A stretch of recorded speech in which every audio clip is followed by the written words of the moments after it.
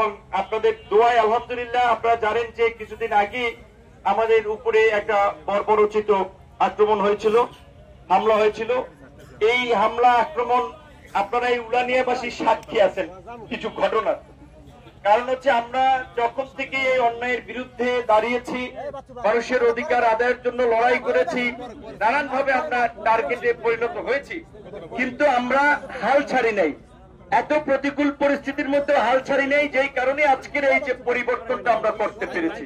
তো আগামীতে আমরা যে লক্ষ্য উদ্দেশ্য নিয়ে পরিবর্তন করেছি, এই দেশের মানুষ তারা যেন রাষ্ট্রের নাগরিক হিসেবে তাদের যেন একটা মর্যাদা এবং সম্মান থাকে। সরকারি অফিস আদালত বলেন, হাসপাতাল বলেন, যে কোনো জায়গায় সরকারি প্রতিষ্ঠানের সেবা নেবে, এটা মানুষের নাগরিক অধিকার। এসপি, ডিসি, ওসি, ইউনো নাগরিকদের সেবা দান করার জন্য দায়িত্ব পালন করে। তারা বড় কোনো কি বলবেন ছাড় না, যে আপনাদের যাইতে তাদেরকে হিমশিম খাইতে হচ্ছে যে যাইতে পারবো কিনা, আমি কি ডিসির সাথে কথা বলতে পারবো কিনা। রাষ্ট্রের নাগরিক হিসেবে একজন সাধারণ মানুষেরও ডিসি বলেন, এসপি বলেন, ওসি বলেন, ইউনো বলেন, কিংবা এমপি মন্ত্রী বলেন, তার কাছে যাওয়ার রাইটস আছে এবং তাদের অধিকার নিয়ে কথা বলার, প্রতিবাদ করার, অন্যায়ের বিরুদ্ধে প্রতিবাদ করার অধিকার আছে।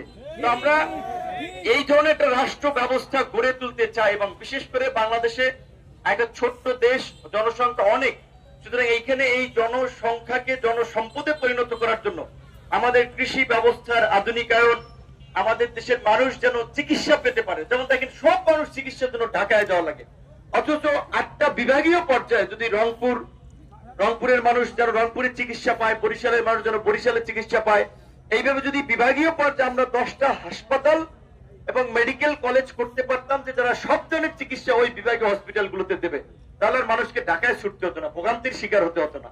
কিংবা আমাদের দেশের ছেলেমেয়েরা সব ঢাকায় যায় পড়াশোনা করার জন্য, অনেকে আমরা যদি বিভাগীয় পর্যায়ে কিছু ভালো মানসম্মত বিশ্ববিদ্যালয় প্রতিষ্ঠান করতে পারতাম, তাহলে ঢাকায় ছোটা লাগতো না। সবকিছু ঢাকামুখী। আর আমরা আমাদের এই তরুণদের চিন্তা ভাবনাটা এটাকে ডিসেন্ট্রালাইজ করতে হবে, জেলায় জেলায়, বিভাগে বিভাগে ছড়াই দিতে হবে। আমাদের এই উন্নত চিন্তা ভাবনার আলোকে আমরা আগামীতে দেশ গঠন করতে চাই। সেই লক্ষ্যে আগামী যে নির্বাচন হচ্ছে, সেই নির্বাচনে এই পটুয়াখালী গলাচিপা 10 মিনার 3 থেকে অংশ নিব। আমরা আপনাদের দোয়া, ভালোবাসা এবং সমর্থন চাই। ঢাকা থেকে জাতীয় পর্যায়ে আমাদের যে পরিচিতি, ঢাকা থেকে নির্বাচন করলে আমাদের জন্য সহজ। এত এলাকা বড় না, মানুষের কাছে না গেলেও মানুষ মাইন্ড করবে না। এখন তো দেখতেছেন কতবার আসতেছি, কারণ স্বাভাবিকভাবেই যারা আমাকে ভোট দিবে তাদের সাথে যদি আমাদের সংযোগ না থাকে, আমাদের দলের একটা কানেকশন না থাকে, তাহলে সামনে ভোট দেবে। তো সেই কারণে আমিও আসতেছি আপনাদের সামনে, আপনাদের সাথে কথা বলার চেষ্টা করতেছি, আপনাদের সমস্যা নিয়ে কথা বলার চেষ্টা করতেছি। আমাদের নেতা কর্মীরাও আসতেছে।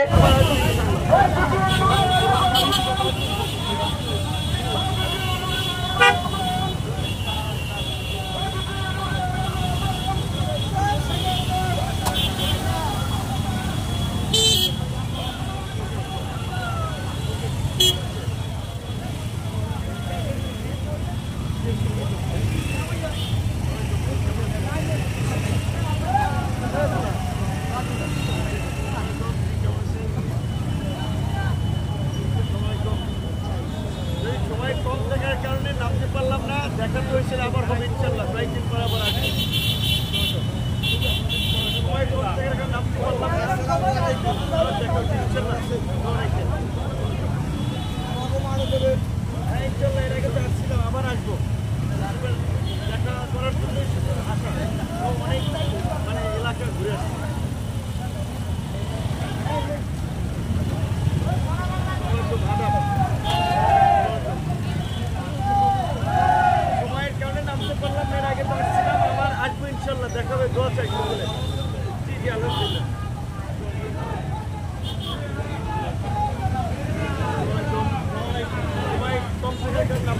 না, আবার ইনশাল্লাহ।